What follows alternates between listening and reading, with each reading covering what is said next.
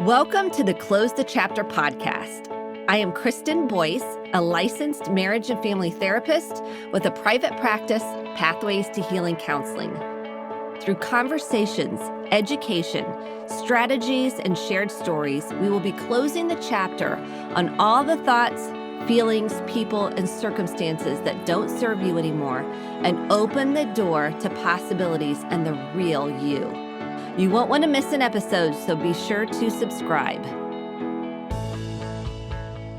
Welcome back to this week's Close the Chapter podcast. If you are a reoccurring listener, thank you so much for really entrusting me in the process of helping you along this journey together that we're on. And if you're new, welcome to the Close the Chapter podcast. All are welcome here. And I hope this is as transformational for you in listening as some of these speakers are for me. I really enjoy getting to know some of these thought leaders, wisdom seekers, and authors and speakers that we have on our podcast. And I hope they're as helpful to you as well. And instantly, sometimes I'll get on with a guest and I'm like, you just click. It's like, boom, you just click. You're on the same wavelength. You're kind of vibing, however you want to say that. You're in the flow. And Sue is one of those people on today's podcast. She's very intriguing in terms of her life story and then how she ended up doing what she's doing now. And if you want to grab the healing guide to go along with our conversation, it's free. You can get it at Kristen, Kristend, Boyce, BOICE.com. She also had the very, very technical mic. So the sound quality is just, oh, so good to your nervous system. So I love that. So let me introduce you to her. Sue Willoughby, the powerhouse behind Willoughby Coaching, is on a mission to help women over 40 break through their personal barriers using basically equine therapy, equine coaching, where the wisdom of horses reveals powerful insights into communication and self-awareness. And by the way, no matter what gender you are, I highly recommend you listening to this podcast. We talk about family systems. We talk about how to trust yourself. And so her story could very well resonate, or pieces of it, with you and how she's worked through it. Because her story is a testament to resilience and fearless living, raised by a single alcoholic parent. And we talk about that at the beginning, because I think it's super important to where she ends up today on trusting herself. She learned to be tough and self-reliant early on. She came out at 17, faced some seriously dark times, but turned her life around when she had an opportunity to move across the country, go back to school, build a successful tech and real estate career. Horses have always been Sue's sanctuary, guiding her through her toughest moments. Now she's turned that love into coaching career, offering the kind of support she wished she'd had. Sue's all about stepping out of comfort zones. She's been a nightclub DJ, stand-up comic, actor, private pilot, and roller derby ref. We didn't get into all of those things because we had so much to talk about, and that would have been in the podcast too. I would have taken a deeper dive into that. She's now living outside Seattle with her horse, Moose, 2 mini long-haired dachshunds, Benny and Buddy, and a VW bus named Arlo. She's here to inspire you to live life on your terms, no holds barred. So I saw the thread through our conversation is, how do we begin to trust the intuition you get, step into your heart, step into really becoming more of who you are and trusting yourself? So I hope this conversation is insightful and piques your curiosity into how to notice your reactions and heal the past. So here's my conversation with Sue. Sue, I am so grateful for your time and being here. Welcome to the Close the Chapter podcast. Kristen, I am thrilled to be here, and I love closing chapters. It's one of my favorite pastimes. Yes, and you've closed many. You have closed many and opened the door to so many possibilities, and people a lot of times can't even fathom, how do I close this chapter? So let's start from the beginning, shall we? That's what resonated with me when I read, your bio and your history. I was like, okay, this will speak to my audience. You grew up with an alcoholic mother. Can we just jump in and kind of start there? Because Nobody had a perfect childhood. We all kind of overcame so much. Let's start there. How was that for you? What was that like? How did that shape kind of who you are today? I think when you're really young, you don't even understand what's going on. And, my parents were together until I was about 11-ish. I don't even remember, they stayed together for in air quotes, the good of the child, right? Which was not always the best decision. Sometimes they do what they think is right. And, it's nobody's fault. They're going through their own thing, right? But when you're a kid, you don't really understand, like, why is mom not going to work again today? Why does mom have a black eye? Because she fell down and weird stuff like that. Why am I always the last one to get picked up, or am I going to get picked up from a school event? And I think those things they really they leave a mark, right? Not knowing. I work with, women over 40 that are stuck in their comfort zone, and you're talking about closing chapters and, getting to the next step or opening that new door. It's scary to do that. I grew up from a place where my comfort zone was discomfort and just not knowing what was coming next and just being on guard all the time, never knowing what I'm going to walk into. So it was a little, I guess, PTSD, right? Something would happen and you're like, okay, am I going to come home to that again? Or is it going to be something completely different? So it was just not knowing what I was going to step into. So as I grew up and trying new things, didn't seem that scary to me, because what's the worst thing that could happen, right? I mean, honestly, it's challenging. So I think it made me grow up really quickly, yet without a lot of adult supervision. And I won't say that I didn't have any and that I was out there like a wild thing, although sometimes I was a little crazy. But there was so much that I didn't know. My mom wasn't always accessible to me. And so sometimes I sought out other resources that maybe weren't the best. So it was a lot of trial and error, and it was a lot of figuring stuff out for myself. I got fiercely independent, which at sometimes was a little challenging as I grew up, because there was that wall. I didn't trust people. Therefore, I would just do my own thing. And if somebody got hurt in the meantime, oh, well, I was taking care of myself. Does that make sense? Yes, that's a hard thing for people to break, hyper independence. Like, well, I'm not going to get hurt by you. You're not going to hurt me. I'll be darned if I trust you. How Mhm. did you work through that? That seems to be a big piece for so many people. Yeah, that was years and years and years of work and just building self-awareness. I mean, it took me a long time. I'm not going to lie. It didn't happen overnight, obviously. And it was a lot of, I was just kind of, like, to be cliche, the bull in the china closet, and just throwing spaghetti at the wall and seeing what would stick, and not always the best choices. And then, I didn't want to listen to people when they would tell me, oh, that's not a good choice. I don't care. But to kind of back to your question, it just took a lot of self-awareness. And it wasn't until I was probably in I hate to say, like, my late 40s. I had a big transition point in my life where I had the opportunity to move cross country and get out of Connecticut and kind of break that cycle of where I was and who I was hanging out with. And I had my own issues with alcohol. I drank a lot. I was always looking for the party. I was always looking for the escape. I was always looking for the whatever. And that was also how I felt like I belonged, right? If I was the party girl or the whatever, then I could get into these different circles, right? And it worked ish, I mean, it wasn't the healthiest option. When I moved cross country and went back to school, started a new career, those types of things really made me. And I was also around people that challenged me, that were more put together than I was, that had goals and that had,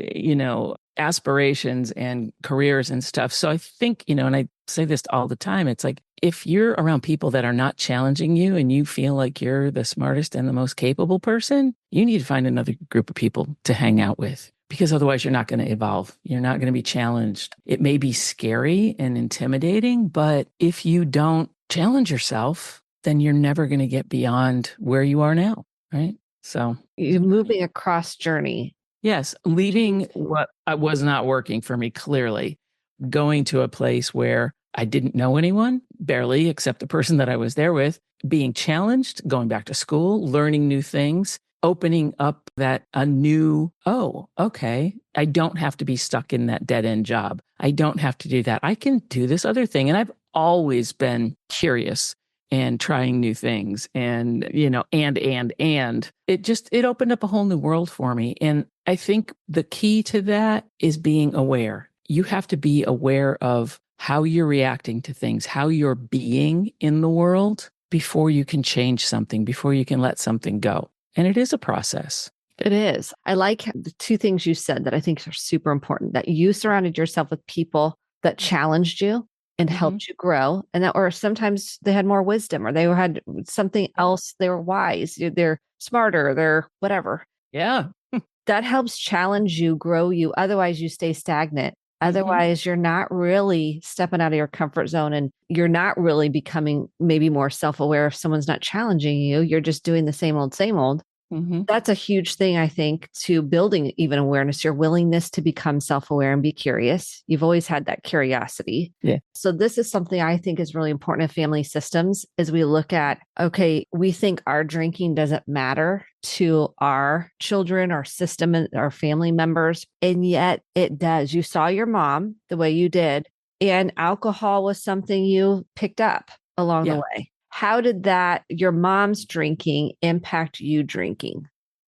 Well, and I think, this doesn't sound bad, but she would have, her friends' kids would come over who were way older than me. They were teenagers or whatever. They would come over because she was like providing them a safe space to drink so that they weren't out doing whatever. But I think it also gave her company too, right? That way you're not drinking alone. I mean, I grew up, it was kind of a natural progression. And it also made me cool. In the eyes of my peers, like, oh, let's just pull back all the covers. I had like a fake ID when I was 12 or 13, and I was tall for my age. I looked older than I was. I had friends who were 18. So, I mean, it was just there. It was in my house. It was in my life. It was, like I said, I felt cool. Right? It made me kind of feel more accepted in whatever, and then it just progressed to the point where it's like, okay, I would party all the time, when I had a job and, you wake up, you're feeling like crap. But yeah, so I had that cycle for a very long time. Yeah.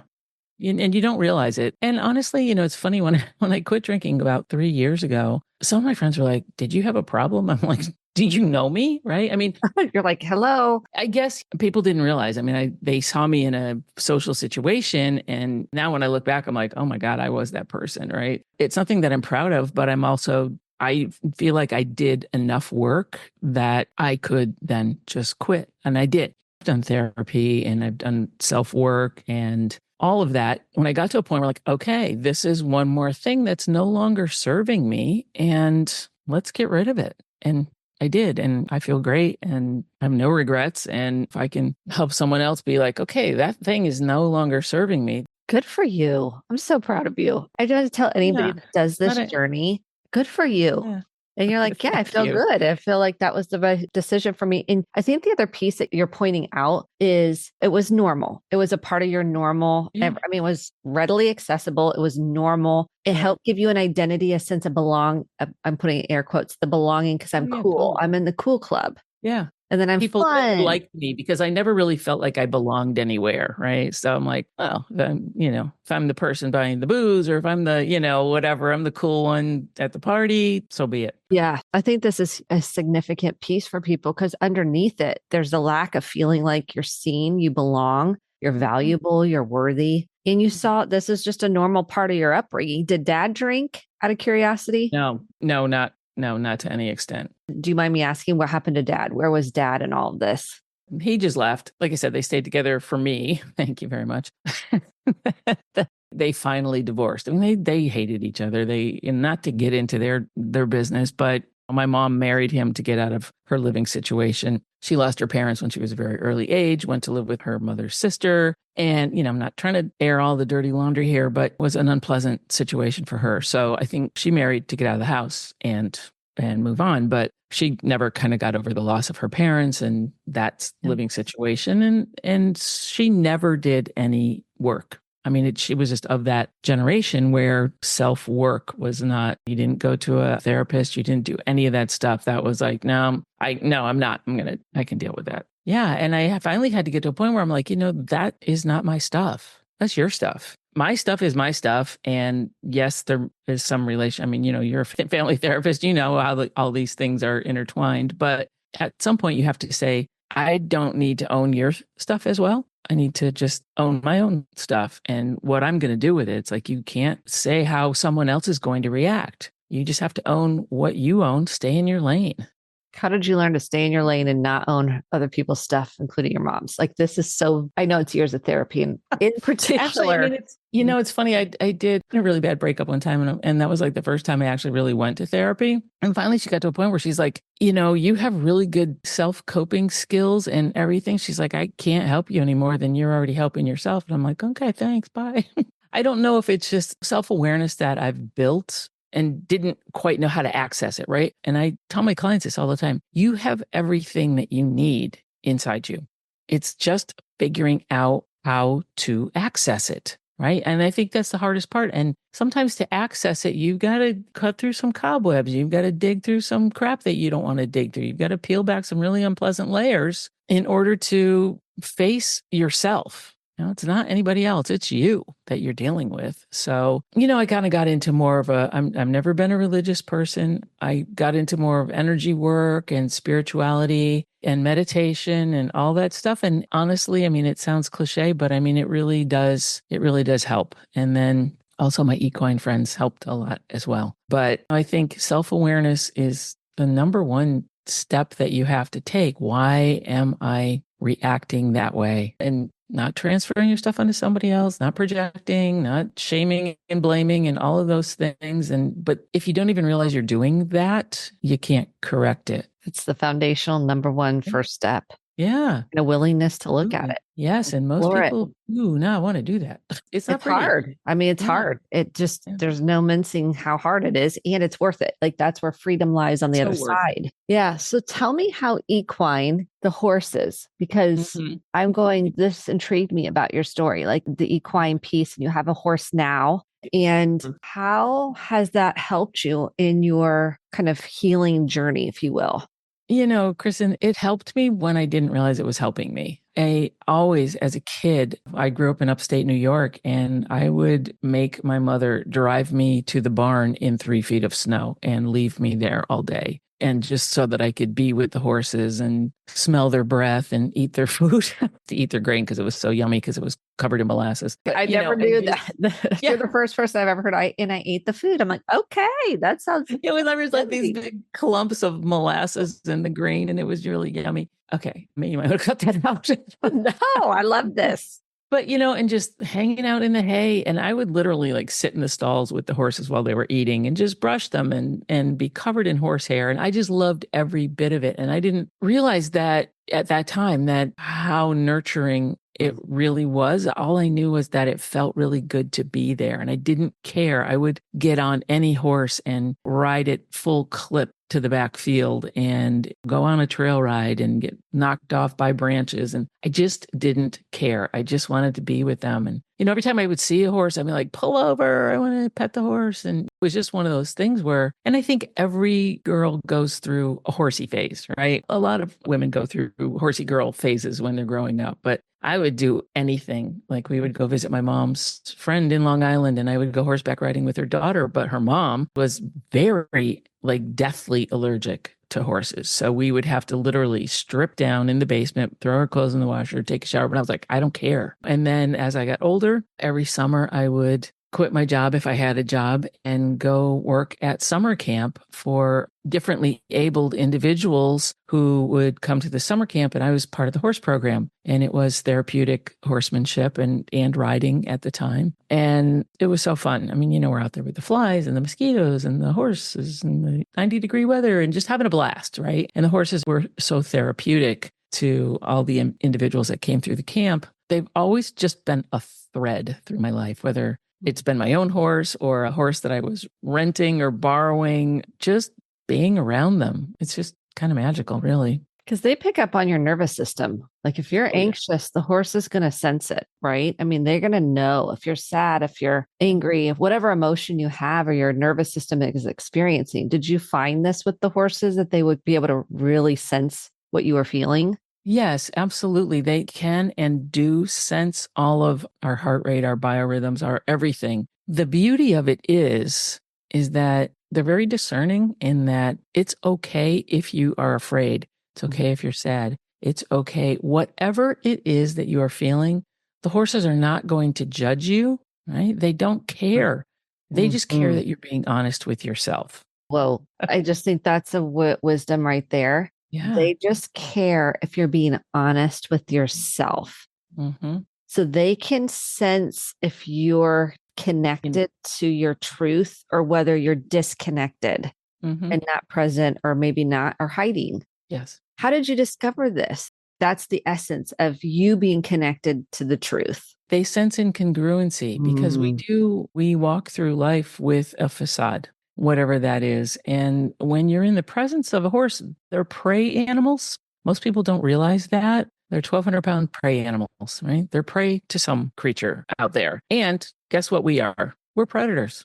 Humans are predators because our eyes are in the front of their head. Horses, their eyes are on the sides of their head. More so, every cell in their body is about awareness. Is that a threat? I feel a tiny little fly on my butt, right? I can twitch that tiny little piece of skin and get that fly out of there. Is there something a quarter of a mile away that I can sense its presence, right? Their ears work independently. So they have a lot of behaviors that you can observe, but all their whole thing is about survival. They're like, is that thing going to hurt me? So when you are in the presence of a horse and you are trying to hide something, not necessarily from the horse, but that's just how you are. You don't want people or anybody else to see what's really going on inside of you. It may be trauma. It may be, now I'm not a trauma specialist. So obviously, if I encounter any of that, I'm going to refer somebody. But if you're not dealing with something and you're trying to put up that mask, the horse is going to see through it and they're going to be a little standoffish. They're going to be like, hey, I'd like to get a little closer to you, but I'm not so sure because there's something weird about you that I sense that may not be safe for me because you're hiding something. So they may stay away, right? And coaching session with a horse, that allows me to ask the question. I mean, the person's like, well, the horse is over there. It doesn't like me. It's bored. It's whatever. You're pushing everything onto the horse, right? It's the horse being that. Like, why do you say that? The horse is being a horse. Tell me what that means to you. Like, why do you think he's over there? Why do you think that and it can open things up. And then once the person gets grounded and into their body, because everything that we've experienced, a lot of the coaching that I do is sort of somatic as well, because it is about our bodies. Everything that's happened to us lives somewhere inside. And when fear or anxiety or whatever it is comes up for us, we can feel it. We don't usually acknowledge it because we're just like, it comes up so quickly and then out in some reaction that we don't take the time to say, okay, there's that pit in my stomach. There's that tightness in my chest. There's that tingling in my leg, whatever it is.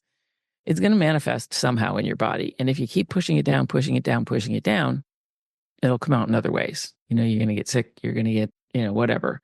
But the horses can sense what's going on in your body. So therefore, if you're trying to cover that up, they will be cautious, really. The incongruencies they sniff out, and I'm using this, but the They incongruent. do. Well, they use all their senses. Yeah. Yeah. I mean, they're using all their whole senses to say Yeah. something. You're presenting this way, but you're something else is going on in the body that I'm picking up on. You're smiling on the outside, but really on the inside, it's not matching up. Yeah. And they don't care whatever it is that's on the inside. They don't care. They're not going to judge you. They're not going to lie to you. So if you're being they're going to be I mean, they're going to mirror whatever they're getting from you Ooh, because they're trying to protect themselves. That's their MO. And they're like, hey, you're a predator. I'm prey. And to protect myself. They also do look to us for leadership because they're very much herd animals. So there's usually one individual in their herd who is the leader. And if the herd is you and the horse, you need to take the leadership role or they will. And that may not end well. Yeah. So it teaches you how to be assertive, be. Yeah. And just own your space and be grounded, be present because they appreciate that. right? And they're big. They will walk all over you. If they feel like you may not be strong enough to protect them or to help them make the right choice, they're going to make their own choices too. So, And how did you discover that they mirror back to you what you're kind of putting out? I didn't Yeah. realize that that's what they were doing like all this time until I was actually in the coaching program that I was in that really taught me. I'm really tuned into horse behavior because I've been around it all my life. And and also I was equine massage therapist. Mm. So I did spend a lot of time holding space for the horses when I was working on them energetically and watching their behavior because it was very telling. Was I doing the right thing? Was I in the right spot? All that. So I was also looped into their feedback at that point. And I also knew from that training as well that I needed to clear my energy and clear myself and be grounded and be present when I would go to work on a horse, or the session would not go well. So that if I came in with a lot of like angst or like if I was in traffic on the way to go work on a horse and I came in and I'm all like full of anxiety and I try to push that horse into the session, they're like, no. And then they would give me that anxiety right back because they're just like, I feel that. They're very sensitive creatures. So you can see that where they will mirror that. But yeah, we dug really deeply into how their behavior reflects ours and everything. So it's pretty fascinating. I think that's how we are as Take infants some and practice. babies. Yeah. Yeah. I mean, Yeah. we're absorbing our parents' energy and Mhm. we start to kind of mirror that because we want safety. We want to know I am safe. You see me, you hear me, you're meeting my needs. I think that's very parallel. If we really kind of look And at that's all you're development. seeing, right? If that's all you're Mhm. seeing, you're like, okay, well, I guess that's how I should behave. Yeah. So I'm looking at when you say come in centered and present. If someone What's says, that? how do I even come in centered and present? I'm in the car, I'm anxious, I'm upset, I'm triggered. How do I even begin to get myself centered, calm, and present and congruent? Yeah, that's a great question. It may not be easy. And this is not anything like whether you're going into a meeting, whether you're coming home and you're greeting your partner or whatever you're doing. Let's say you pull up to something and you're going to a meeting. You've had a stressful drive there. It's also about how we react to every little tiny thing. If you're getting ready in the morning and you knock over your coffee cup and you freak the heck out, and it's like, oh, there goes my day. My whole day is ruined. And guess what? Your whole day is going to be ruined because you just ruined it for yourself. If you spill your coffee and you're like, oh, poop, I'll just make another cup of coffee. I've got a towel right here. I can just clean it up. Oh, well, silly me. It's how you react to things. But that's what I'm kind of talking about, that awareness again. So if you miss those early warning signs of how you're reacting to things and you get totally spun up and you've got some great story going and full of anxiety, it's kind of like giving your dogs Benadryl or something after the fireworks already started. It's kind of late at that point, but the way you can either prevent it by trying to build early awareness, or you can just take Mel Robbins, or take 5 or whatever, take a deep breath. Just stop, STOP, hit the big stop button and take a deep breath and say, okay, are my feet even on the ground? Because I don't even know. Or am I flying around and up in my head? Right? Where's your energy in your body? Is it up in your head, like spilling out your ears, or is it in your feet? Can you connect with the physical world and with the physical ground? Just take a couple of deep breaths and say, okay, where am I? What am I doing? Try and become present. I'm not saying you have to go into a full on om, right? But whatever it's going to take to just ground yourself. And the best way that I suggest to ground yourself is just to stop wherever you are, take a deep breath. People look at you like, what are you doing? Just stand there. I'm like, just taking a second. Just, it's okay. Right? But just find where you are. Where are you right now? Engage your senses. I like to do a quick like senses meditation, or, I do a lot of times I'll open up a group thing with like, what do you smell? What do you taste? What do you hear? What do you see? What do you feel? Because that way your senses are engaged and it makes you more present. You're like, oh, I smell flowers. I didn't even realize. Maybe, there's a whatever. I hear buses going by, right? oh, a plane's going over, or I hear whatever it is. Engage your senses. I find that that really helps you ground yourself. Back to the horses, that's all they do. They use all of their senses all of the time, every second of every day. That's a good reminder. Think of the horse using their senses. Be If the you take horse. a Yeah. cue, That's why, for that's your part of the brain. reason it's so powerful. Yes. Yes. The other piece it seems like is that we all struggle with at times is trusting ourselves and that intuition and that we self doubt. We're like, well, we're critical. And talk to me about how you help people trust themselves, trust their intuition, and really kind of work through that self doubt or that inner critic that comes up or the what if scenarios. How do you help people trust themselves?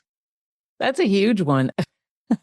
That is really huge. And I'm going to go back to just taking one tiny step at a time. And also looking, I don't want people to live in the past or live in the future. You're here now, but how did you get here? What have you done? I mean, whoever you are, whatever you've done, you had to go through a process and learn things and do things to get to this place in life where you are now. And then, yes, maybe you're like, okay, well, I'm here. I want to go beyond. Great. That's awesome. But let's look at what you've done. How can you celebrate one thing that at one point I went through Weight Watchers and it was all about those little celebrations. I parked further away from the grocery store and I walked in or I did whatever. Be grateful and be thankful for those little things and look at what you've done. People are amazing. They just don't give themselves credit. And I think part of that is like starting to appreciate where you are currently so that you can appreciate, like, oh, okay, yeah, I went through this major thing, a divorce, whatever, and here I am. I'm still standing. I'm still here. I can do this. So it's kind of a little bit of self reflection and understanding that, oh, okay, I am capable of doing these things. And it doesn't have to be a brick wall. Every challenge doesn't have to be this huge thing, because I think that's another thing that people tend to do is to build up whatever it is that they're trying to accomplish into this huge thing. I can't do that because it's like, I can't, oh, I can never do that. Really? Okay. What was that other thing that you just told me you did? Oh, okay. But look, breaking things down into, it's not a brick wall. It's not a cement wall. It's not 10 feet high. It's really like a speed bump. When you're driving your car and you're going to a speed bump, if you drive into a Jersey barrier, you're going to get hurt. Jersey barriers, for those of you who don't know from the East Coast, they're those big cement things, right? If you come into that at 60 miles an hour, it's going to hurt. You come to a speed bump, you slow down. Okay, I need to slow down to a certain speed. I need to just go over this slowly. Front tires first. Okay, I'm good. Scrape the bottom. Okay, good. I'm going to keep going. It's all how you perceive things, Mm-hmm. right? If you make it a big thing and spin off and create a big story around it, yeah, it's going to take you longer to get over that speed bump because it will get higher and higher the closer you get. And our brain loves these stories to create these Oh, stories. I mean, we live on stories on like, now, is that true or is that a story? Well, I think I'm like, wait a minute, let's take a deep breath. Let's really check it. Because if we're in the story, your brain's going to function as if that thing is happening and it's not really. mm-hmm. So the other piece I find we had an experience where I took all my therapists we went to this horse barn and we did Cool. equine therapy. Yeah. And I was like, oh, they're going to sniff out everything. And I'm like, yay, bring it on. And the one thing that was so powerful that stuck out and it stayed with me is she was like, the horse can tell when you're in your head or when you're in your heart. You're in your head right now. And I'm like, it just blew me away to notice this difference because this goes into trusting yourself. Like if I'm in my head, I'm not really in my heart and my intuition. Yeah. I'm trying to outthink something. And that the horse could tell when I was in my head versus my heart. I just thought that was just mind blowing. In that the key for me was to notice when I'm I mean, obviously that was the whole exercise, but to notice when I'm in my head versus when I'm in my heart intuition and to start trusting that. That was the whole aha for me. Even though I was like, Aha. oh, how can they tell I'm in my head? Like, what? So I'm going to ask you a question now, if you don't Yeah. mind. We're going to turn the table. How do you now know? I mean, what did you learn from that experience that you were able to shift, and what did you shift? Just even the awareness of me going, Mhm. oh, I'm in my thinking. I'm overthinking this because Mhm. I'm trying to stay safe or I'm trying to protect myself from shame, blame, and judgment. Mhm. Oh, it's like the awareness of is because I can feel tightness in my body. Like the Yeah, that's body what I will was getting at. tight Yeah. up.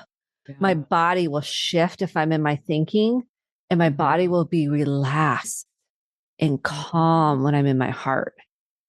Like I can feel my jaw tense up. I can feel my eyes kind of, I can feel it in my face and I can feel it in my breath. And when I was in my heart, I was like, I'm just being here And in when this that present happened, moment. if you remember, Yeah. what shifted with the horse? What changed Come with the horse? towards me. Mhm. The horse was like, ooh, I like that. I feel safe with you now. Yeah. Ah, Right. I like the horse was more into me, like coming towards me and would turn towards me. Literally would turn towards me, like almost like facing, like it wanted to face me. It was a powerful, powerful experience. And when the horse turned to face you, yeah, were you like, okay? I felt connection. I was like, oh, you see me. It was like a connective experience. It was a disconnection when I was in my head, Mhm. obviously, because I wasn't connectable at that moment. I wasn't connectable. I was too much trying to do it the right way. I got to do this horse thing the right way. I got to be all cleared out. So I look like I'm Zen over here. And the horse is like, you are anything You but are Zen. not Zen, honey. You are not Zen. And I'm like, okay, thank you for mirroring that back. It was Right. really, really powerful. I'm so happy that you had that experience. Yes, it Mhm. is very powerful. It And is very powerful. I think if we can notice when we're in our heads versus when we're in our hearts, the trust comes, then you're able to relax and trust the present moment. And I feel like that is the lifelong journey I'm on is to let go of outcomes and to just trust the present moment.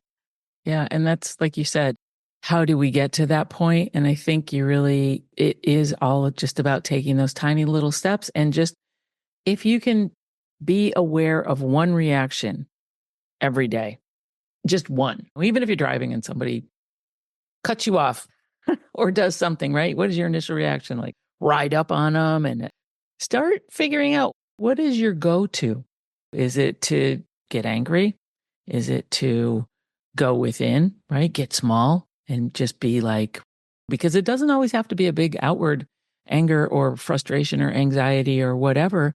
It can be the opposite, right? Where people get small and then they keep that in. And that's also, if you're with a horse, they're going to be like, well, what are you shrinking away from? Is there something here that I need to be? Whatever it is.